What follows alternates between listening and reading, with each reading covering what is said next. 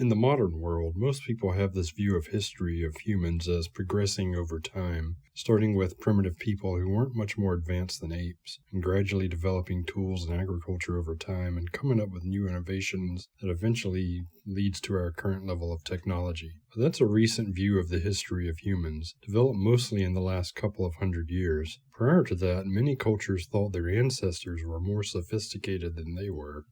The Greek account, as told by the poet Hesiod, describes 5 ages of man. Each age is compared to a metal, with each age being linked to metals of decreasing value. First age was a golden age of peace and harmony where men mingled with gods and did not need to work to feed themselves, as the earth provided food in great abundance. People lived to very old ages and remained youthful looking, and their spirits lived on as guardians after death. This was the only age said to be governed by Kronos. Athenians held an annual celebration called Chronia in honor of Kronos in the Golden Age, where banquets were held and everyone dined together, including slaves and servants, and did not work.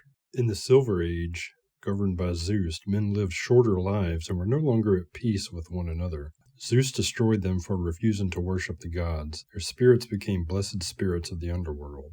In the Bronze Age, war was a passion of men and was eventually destroyed by the flood of Deucalion. Spirits of men had no name and were sent to the dank house of Hades. The Heroic Age is the only one not associated with a metal, and the only one where progress is made. Men lived with demigods and heroes, and when they died, they went to Elysium. In the Iron Age, the time in which Hesiod lived, humans lived and worked in misery, dishonored their parents, fought amongst themselves, and men told lies to gain advantages. The Roman poet Ovid later told a similar story of 4 ages of man, omitting only the Heroic Age. Greeks also told of a mythical place called Hyperborea, somewhere in the far northern part of the world, where, despite being somewhere that would be expected to be cold, was a paradise-like place with a sunny, temperate climate. People there lived for 1,000 years in complete happiness, with no sickness or old age. Although the Greeks seem to think the Hyperboreans were a contemporary culture, or at least a culture from recent times, and not just one from the distant past. They did, however, have a story of an advanced civilization from the distant past I'd be remiss if I did not mention: Atlantis. Plato wrote of Atlantis being an island continent beyond the Pillars of Hercules 9,000 years before the time of Solon. Solon was an Athenian who, Plato said, heard the story of Atlantis from Egyptian priests. In his dialogue Critias, Plato described Atlantis as a prosperous, sophisticated place ruled over by Poseidon and his sons in peace. The Atlantean society began to decay, though, and the people became wicked, so their civilization was destroyed by flood. The story is very reminiscent of both ancient flood catastrophe stories as well as Golden Age civilization stories. Seneca thought humanity would be destroyed by a great flood, only to be restored again after the flood, essentially rehashing the already long-existing flood stories after the fact. But he took it a step further by saying the new men would be as corrupt as the former ones and be destroyed by flood again. Prior to being destroyed by a flood, he thought human observations would reveal more of nature's secrets that eluded men of his own time. So although he did see some coming advancements, he also expected corruption and ultimately destruction. I think this kind of thinking was common in the ancient Greco-Roman world, that new civilizations are born and rise to greatness, only to later fall and be destroyed. When the future is thought of, if it was a positive viewpoint, it's usually thought of as improvements in politics and morality instead of technology. But the idea that the greatest civilization to have ever existed was a golden age of no work, sickness, aging, or death was from a time in the long distant past. Eventually, with the coming of Christianity, the view of the future was that there would be a second coming of Jesus who will usher in a messianic age, which would be like a new golden age, but not necessarily a technologically advanced one. Zep-Tepi is an Egyptian myth meaning the first time. There aren't a lot of details to the myth that I can find, other than it's a creation myth about when the Egyptian gods emerged for the first time on an earth that had been lifeless. The Egyptian gods did their world building at this time, and it is said there was no death or disease at this time in history, making it like a golden age. In Hinduism, like the Greek myth, the world ages are split into 4 ages called yugas, with the first one being called Sata Yuga, and sometimes called Krita Yuga. The names mean age of truth or sincerity and age of righteous, respectively. The Mahabharata describes the Krita Yuga as a time where there was no rich or poor, and no need to work because all that people required was obtained by power of will. There was no disease, lessening of the years, vanity, hatred, evil, sorrow, or fear. So it is very much describing a golden age. In Persian mythology, during the time of Yima, the first man, and who is said to have ruled for hundreds of years, good men lived long lives without sickness and the effects of aging or having to endure any extreme temperatures. In the Americas, I looked for other examples of Golden Age mythology, and I did find examples of beliefs in multiple ages. The Hopi have a story of 4 ages, and the Aztec have a story of 5 suns, which is like saying 5 ages. So we see a similarity here to the old world myths of multiple ages, but I feel the details on what each age was like to be somewhat lacking. Stories of the ages seem to be stories more about what went wrong with each age and why they were destroyed, and not much detail about what life was like. I didn't find any details as specific about how good things were in these stories, but the Hopi said the original people of the first world had a soft spot in their foreheads that let them hear the voice of their creator, Taiwa. They were instructed to live in harmony with their creator, and for a while the people lived peaceably with one another and with the animals. Over time the people began to focus on differences and started to divide and quarrel among themselves, and forgot to honor the creator. The few who remembered to honor the Creator went underground, and then the first world was destroyed by fire after that. So there isn't really a lot of detail about what the world was originally like in the first world, but it seems like the original people lived in peace, so I think we could interpret that as a golden age. The Aztec story doesn't have a lot of detail about what life was like in the earlier ages either. In the case of the Aztec story, though, I think the second sun might be the closest thing to what might be construed as a golden age for man. The first sun was inhabited by giants and only had half a sun. It was the second sun that had normal-sized humans. It started out fine, but over time people became less civilized and stopped honoring the gods. The people were turned into monkeys by the god Tezcatlipoca. I hope I pronounced that kinda right. I'm not sure. But anyway, and Quetzalcoatl became upset and blew all the monkeys away in a hurricane. It might be a bit of a stretch to call it a golden age originally, but I think it's the closest thing you get to a description of a golden age in the 5 suns myth. Like I said, both the Hopi and Aztec stories of ages seem to focus more on what went wrong and why they were destroyed than describing what life was actually like during each age. The Hebrew people thought the Shekinah originally dwelled with Adam and Eve in Eden, but withdrew to the first heaven after Adam's sin. The Shekinah withdrew further away to the second heaven after Cain's crime. The sins of the generation of Enoch removed her still farther off from men, to the third heaven, and then further again to the fourth on account of the sins of the generation of the flood. The Shekinah moved further away to the fifth heaven during the building of the Tower of Babel, and the confusion of the tongues, and then to the sixth heaven, because of the wicked Egyptians at the time of Abraham, and then finally to the seventh heaven, because of the abominations of the inhabitants of Sodom. They thought 6 righteous men gradually brought the Shekinah back: Abraham, Isaac, Jacob, Levi, Kohath, and then Amram drew the Shekinah back to the first heaven, and then Moses drew the Shekinah back to dwell among men, which in the Bible is what is said to have guided the Israelites through the desert and dwell within the tabernacle. In some ways, although I'm not sure if it was intended to be interpreted this way, I feel like the story of the Shekinah withdrawing away from men is a type of story of civilization decaying, much like the stories of a golden age descending into gradually worse civilizations. When the Shekinah originally dwelled with Adam in Eden, it was a peaceful golden age type of place where everything was provided for. When the Shekinah pulled away, the peace and prosperity were gone, and men had to work and toil to provide for themselves and fought amongst themselves. Although the Shekinah did return for a time, as told in the Exodus story, the Shekinah chose to stay within the tabernacle at that time. The book of Daniel has a story of a multi-metallic statue representing different ages. It starts with a head of gold, and the metals decrease in value the further down the statue you go. In that way, it is similar to the Greek and Roman stories about the ages of man, but it is different in that it is a prophecy of the future, not a story of the past. The statue had a head of gold, which represented the current time under Nebuchadnezzar's Babylonian rule. Chest and arms were made of silver, which represented the Medes and Persians and their empire. The belly and thighs represented the Greek empire of Alexander, and the legs were made of iron. Although not named at the time, the legs of iron came to represent the Roman Empire. It was also said the feet of the statue were made of iron and baked clay mixed together. This story wasn't about the past at the time it was written, but it still shows the view of people at that time viewing society being in decline instead of getting better. However, this story does also have more to it, a prophecy of hope. A rock not cut by human hands hits the statue and destroys it. Daniel interprets this as God setting up a new kingdom that will never be destroyed. In this case, the rock represents the future Messiah and the coming of a messianic age.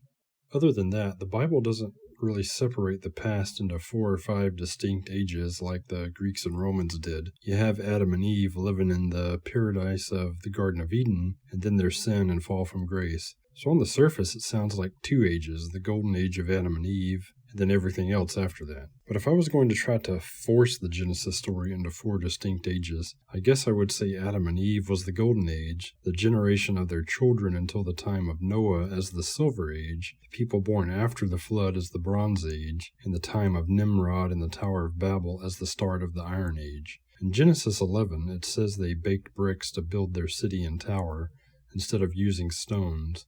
It seems like kind of a random detail to put in there. I've often wondered if this might be an indication of the time when people stopped building structures using megalithic stones and started using smaller bricks instead, at least in that part of the world anyway. It's only in relatively recent times that people began to view the history of humanity as this progression from primitive, unsophisticated people to smarter, more intelligent people with ever-increasing innovations over time to reach our sophisticated, technologically advanced modern world. The assumption is technological advances will continue to increase over time.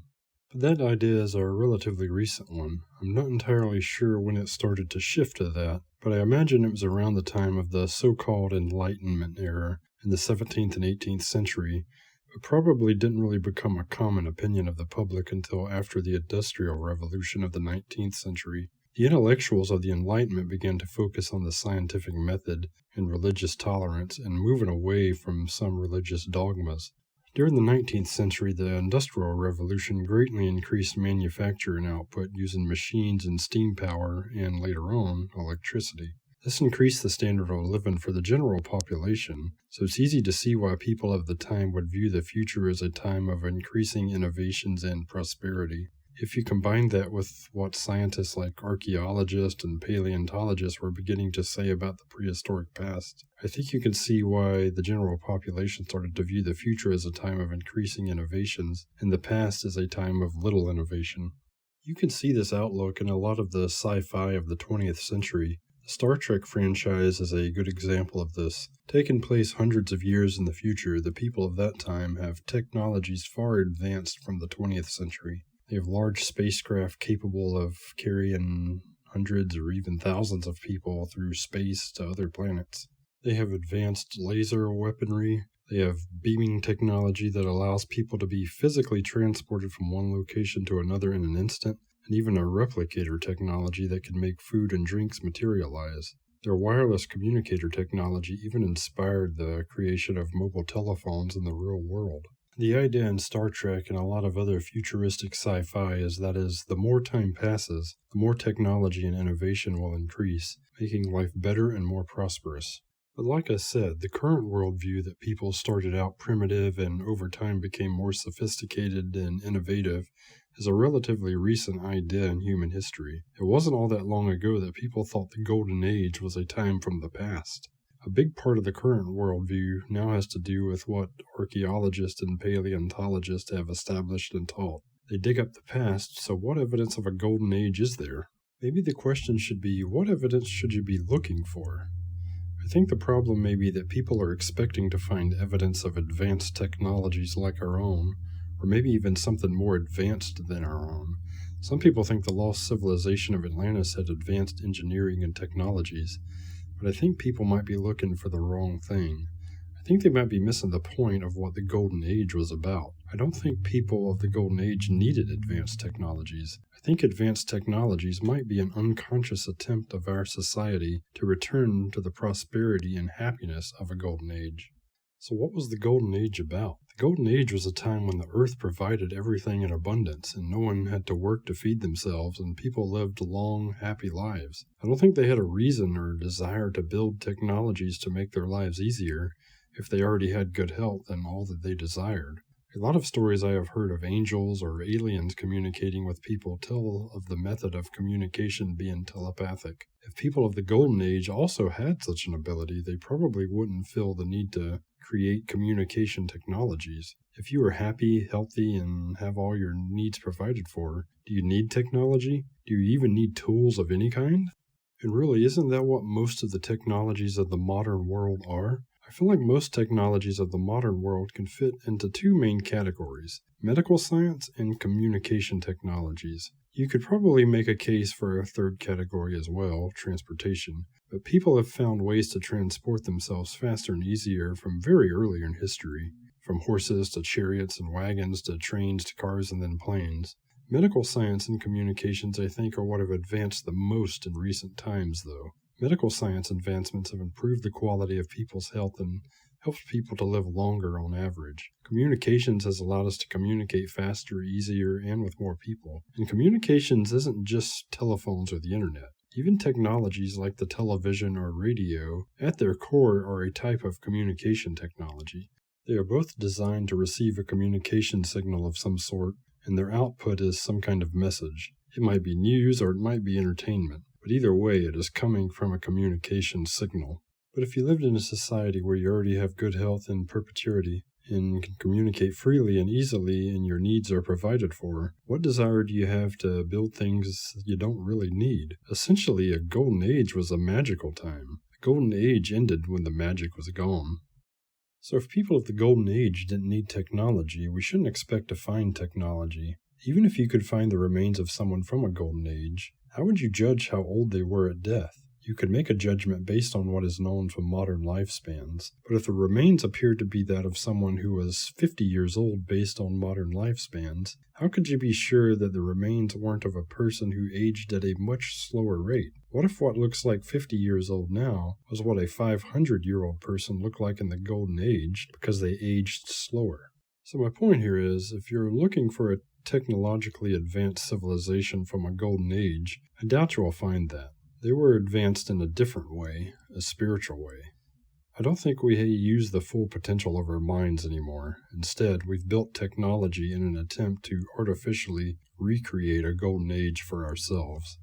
That's not to say people of the golden age didn't build anything, though. Architecture from the past that seems to be anachronistic for the time it was supposedly built may be evidence of building styles from a golden age, or if people of a golden age didn't feel the need to build buildings, it may be from a later age, like a silver age, where people had to work, but there was still some memory of sophistication, so maybe they could devise sophisticated ways of building buildings and cities. The pyramids of Giza could be a good example of this. Egyptologists state they were built around 4,500 years ago. Some people think they are much older, maybe 10,500 years old. Regardless of how old you think they are, even at 4,500 years old, they seem anachronistic if you consider the tools and methods they supposedly had available to them. They could have built them in an easier way, using smaller stones or bricks, but they didn't. That would seem to indicate they probably had some easier way of doing it that has now been forgotten, but no one really knows for sure how they were built. Some stories say they were built by levitation or using some anti-gravity method of moving the stones or by using some kind of sound waves to move them. Sounds far-fetched, but if we're going to consider there was once a golden age of people who were advanced in some spiritual way, then it really isn't that far off to consider that they could move large stones with ease using some kind of telekinesis or anti-gravity technique.